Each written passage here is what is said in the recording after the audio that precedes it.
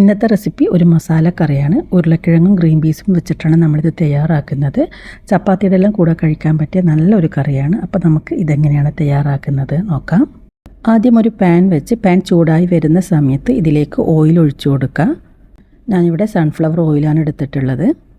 ഈ ഒരു ഓയിലൊന്ന് ചൂടായി വരുന്ന സമയത്ത് നമുക്കിതിലേക്ക് നല്ല ജീരകം ചേർത്ത് കൊടുക്കുക. 1 ടീസ്പൂൺ നല്ല ജീരകമാണ് ചേർക്കുന്നത്. ഈ ഒരു ജീരകം എണ്ണയിലൊന്ന് പൊട്ടി വരുന്ന സമയത്ത് സവാള ചേർത്ത് കൊടുക്കുക. ഒരു സവാള ചെറുതായി അരിഞ്ഞത് ചേർത്ത് ഒന്ന് വഴറ്റിയെടുക്കാം. അടുത്തതായി ഇതിലേക്ക് ചേർക്കുന്നത് ഇഞ്ചി വെളുത്തുള്ളി പേസ്റ്റാണ്. 1 ടേബിൾ സ്പൂൺ ഇഞ്ചി വെളുത്തുള്ളി പേസ്റ്റ് ചേർത്ത് കൊടുക്കാം. 3 പച്ചമുളക് ചെറുതായി അരിഞ്ഞത്, ഇത്രയും ചേർത്തൊന്ന് വഴറ്റിയെടുക്കാം. ഇനി നമുക്കിതിലേക്ക് മസാലപ്പൊടികൾ ചേർക്കാം. 1/2 ടീസ്പൂൺ മഞ്ഞൾപ്പൊടി, 1 ടീസ്പൂൺ മുളക് പൊടി, 1 ടീസ്പൂൺ മല്ലിപ്പൊടി, 1/2 ടീസ്പൂൺ കുരുമുളക് പൊടി, 1/2 ടീസ്പൂൺ കായപ്പൊടി, ഇത്രയും ചേർത്ത് നന്നായിട്ടൊന്ന് മിക്സ് ചെയ്തെടുക്കാം.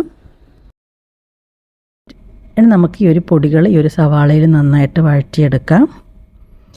ഈ ഒരു സവാള ഒന്ന് ഡ്രൈ ആയി വരുന്നത് വരെ വഴറ്റിയെടുക്കണം. അടുത്തതായി ഇതിലേക്ക് ചേർക്കുന്നത് തക്കാളി പേസ്റ്റാണ്. 1 തക്കാളി അടിച്ചെടുത്തിട്ടുണ്ട്. ഇത് ഇതിലേക്ക് ഒഴിച്ചു കൊടുക്കാം. ഈ ഒരു തക്കാളി പേസ്റ്റ് ചേർത്ത് ഒന്ന് തിളച്ച് വരുന്ന സമയത്ത് നമുക്കിതിലേക്ക് ഉരുളക്കിഴങ്ങ് ചേർത്ത് കൊടുക്കാം.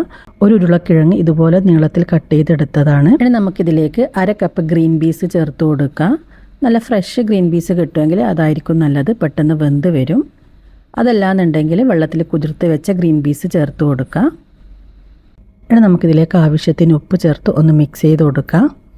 ഇനി ഇതിലേക്ക് തിളച്ച വെള്ളം ചേർത്ത് ഇത് നന്നായിട്ടൊന്ന് വേവിച്ചെടുക്കണം. ഇതൊന്ന് വെന്ത് വരാൻ ആവശ്യമായിട്ടുള്ള വെള്ളം ചേർത്ത് ഒന്ന് തിളപ്പിച്ചെടുക്കുക.